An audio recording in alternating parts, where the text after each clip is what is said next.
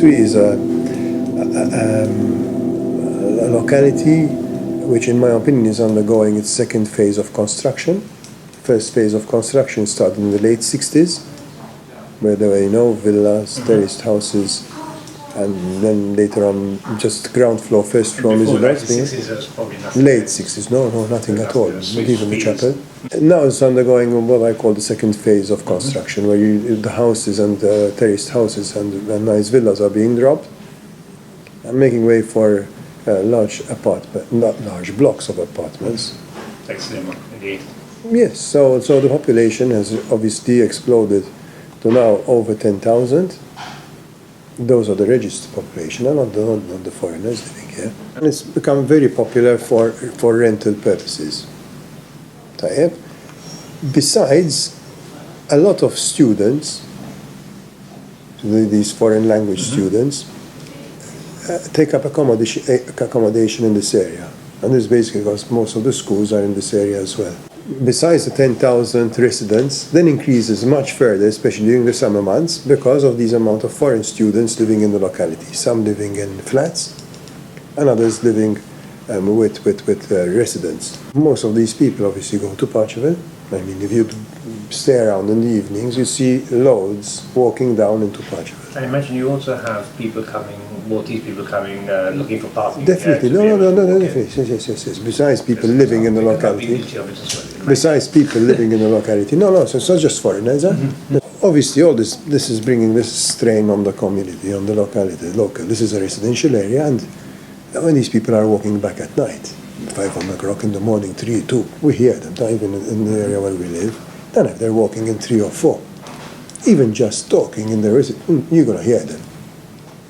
Now, if it happens on one occasion, on 2 occasions, it doesn't matter, but on a regular basis, 7 days a week, starts annoying people. Obviously, there are people who are much more hard hit than others. There are the main roads where they pass through, and the residents in those roads, which are mainly like Swieqi Road, Muscat, Swieqi, Sidra, Assam, which are probably the worst hit roads. And there's Hemel as well. And the vandalism ranges, from people walking on cars, which is terrible, And jumping on them, is exactly a video. No, that's exactly. And the smashing of tires, the breaking of mirrors, people doing all sorts of things, all sorts of acts in the property of other people. You get all reports of anything, from condoms deposited into the letterbox. But these, when you hear one of two, you say, weird. But then when you start doing house visits, talking to various people and listening to all the stories, they seem to, then add up and say, it's really bad.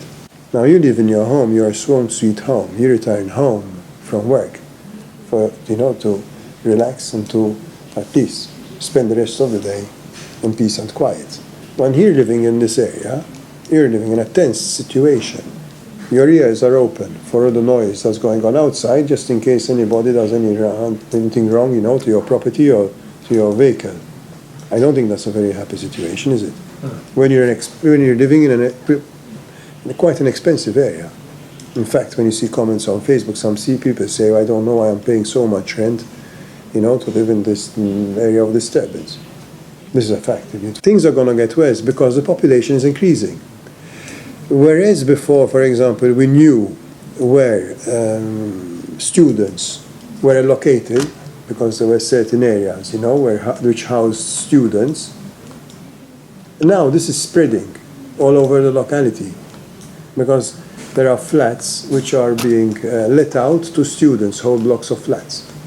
This isn't a new problem. This has been recurring for several years, and even councils before my time, really, had been asking for the setting up of a police station, which finally has been opened.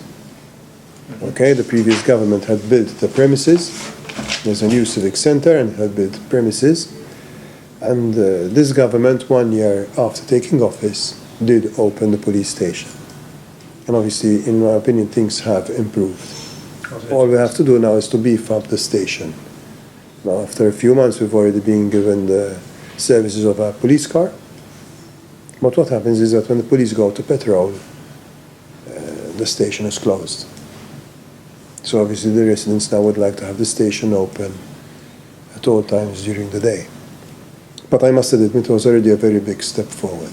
If we feel that if the area around the bridge is monitored continually, and let's see groups walking in or people in a very not stable situation, you'd have police patrolling, and the police monitoring the entry in the bridge would alert them, listen, this group is walking in and they don't seem to be in a very stable condition, so that they'll monitor their movements. You can't compare Parcheville. I can hardly help my friends in Parcheville to find a solution, and because I don't have the same problem.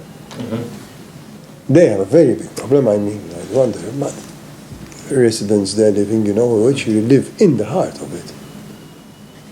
So they have their own problems, which are definitely very big, but ours are different. This is a residential area, and purely residential area.